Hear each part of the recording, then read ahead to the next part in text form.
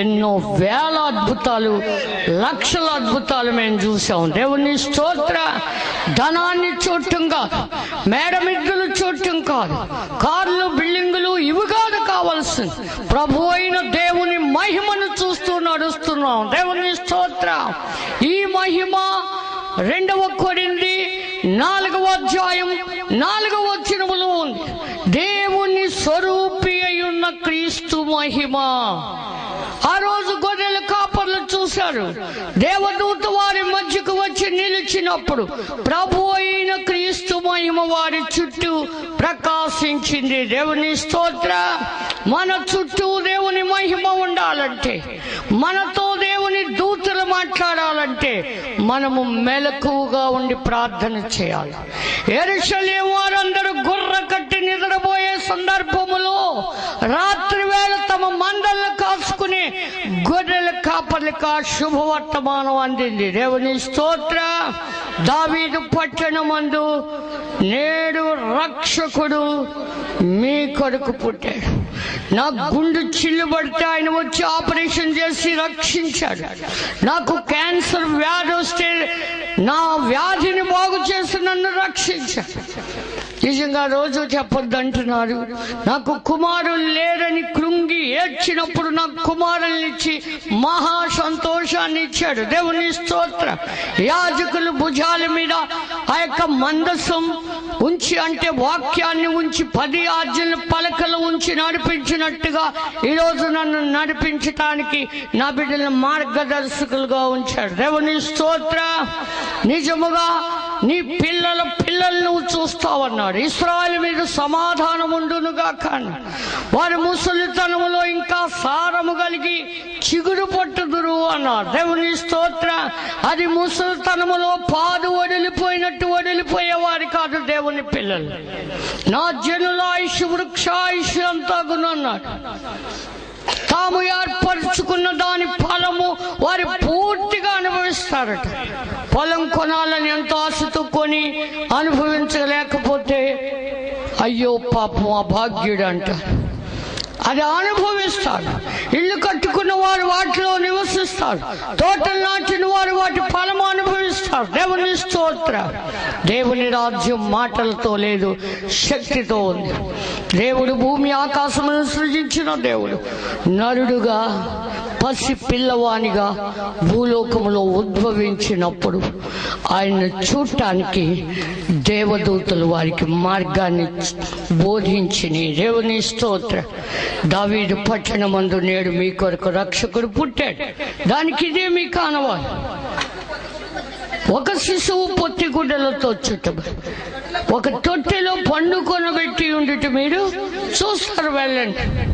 నిజంగా ఆ పెద్ద ఈదులో, ఈ చిన్న ఈదులో, ఈ ఎంకాయం ఇంటికాడ, ఈ పుల్లం ఇంటికాడ, ఈ రత్తనం ఇంటికాడ అని చెప్పలే.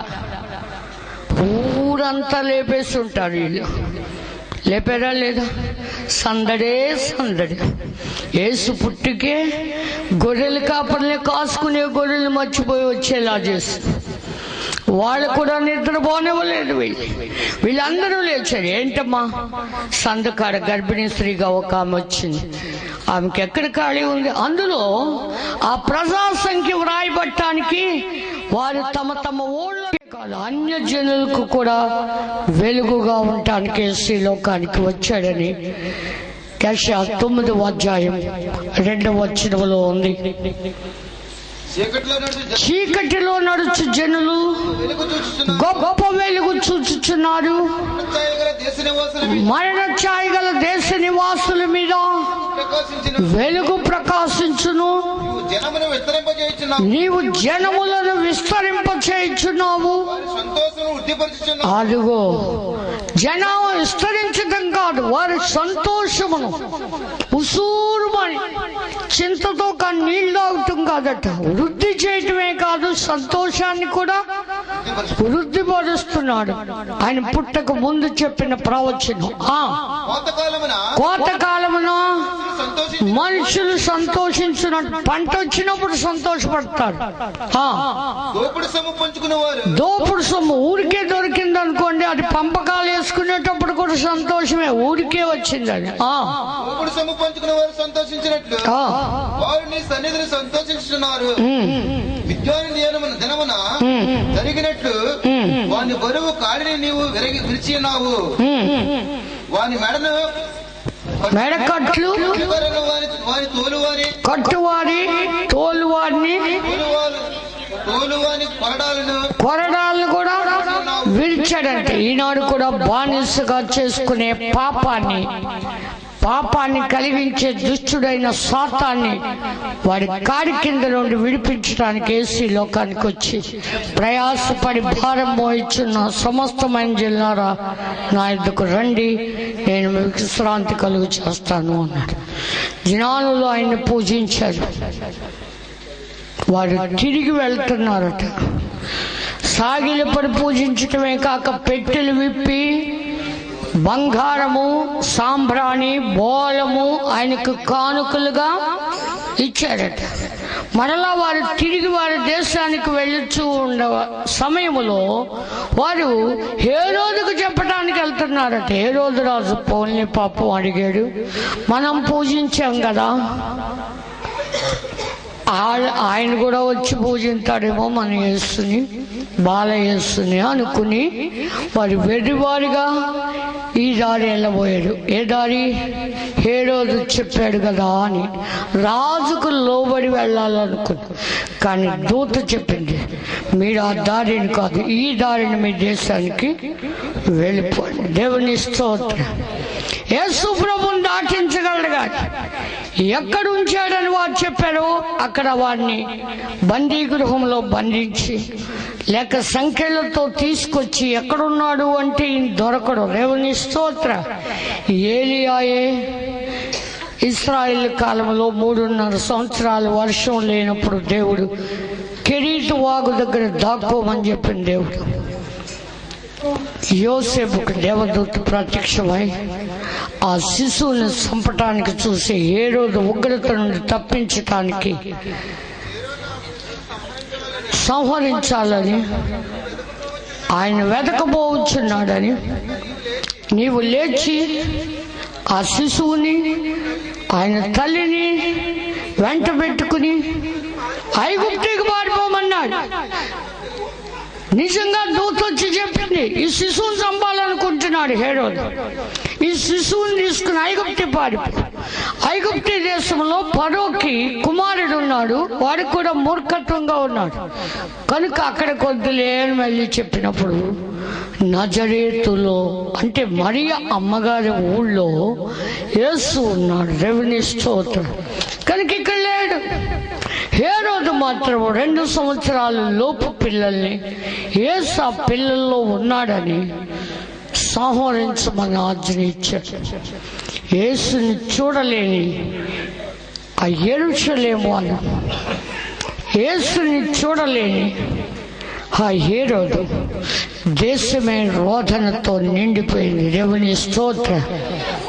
యేసు కనబడిన గొర్రెల కాపర్లు, యేసుని చూడటానికి వచ్చిన జ్ఞానులు, యేసుని చూసి మరణం పొందిన సుమ్యోను, హన్నా కూడా పరిశుద్ధులుగా వారి యాత్రను ముగించుకోగలిగారు. కానీ యేసుని హత్తుకోక ముద్దు పెట్టుకోక వారి బిడ్డలను ముద్దు పెట్టుకునే ఆనందం ఎక్కువ అవటంలో యెరూషలేము వారికి రోదన వచ్చింది. కనుక ఈనాడు మనం కుమారుని ముద్దు పెట్టుకుందాం. దేవుని స్తోత్ర. హత్తుకుందాం, ఆయన్ని కలిగి ఉందాం.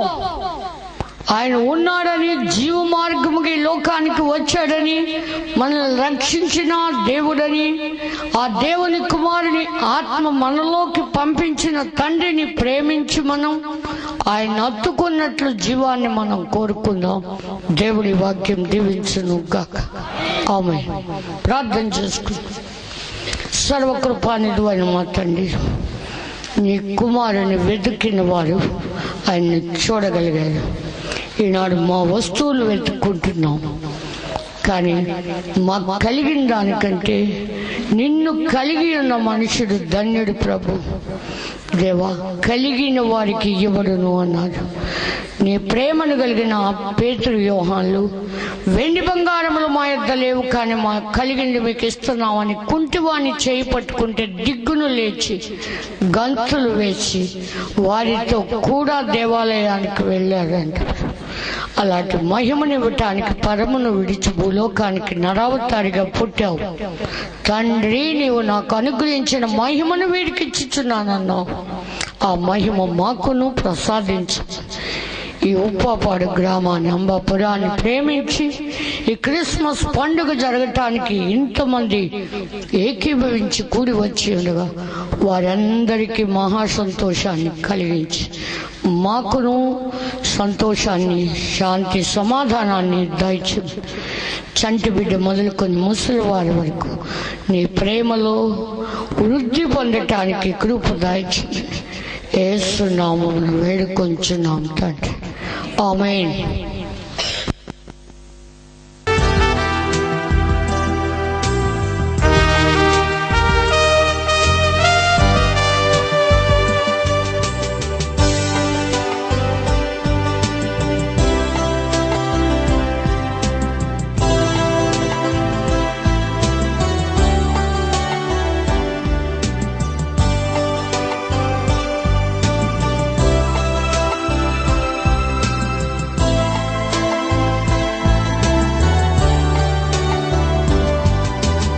స్వస్థపరిచేను, నన్ను స్వస్థపరిచేను.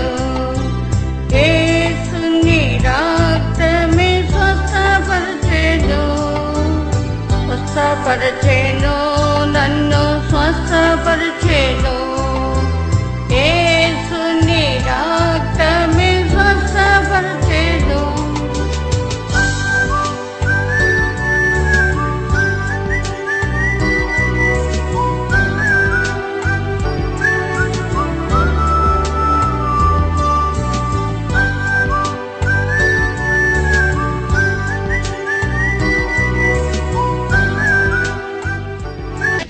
సింతలేదిక యేసు పుట్టెను వింతగను బెత్లెహేమందున. సెంత చేరెను రండి సర్వజనంగమా, సంతసమందుమా. సెంత చేరెను రండి సర్వజనంగమా, సంతసమందుమా. దూత తెల్పెను జ్ఞానులకు శుభవర్తనాదినమందు సంక్రమింపగా.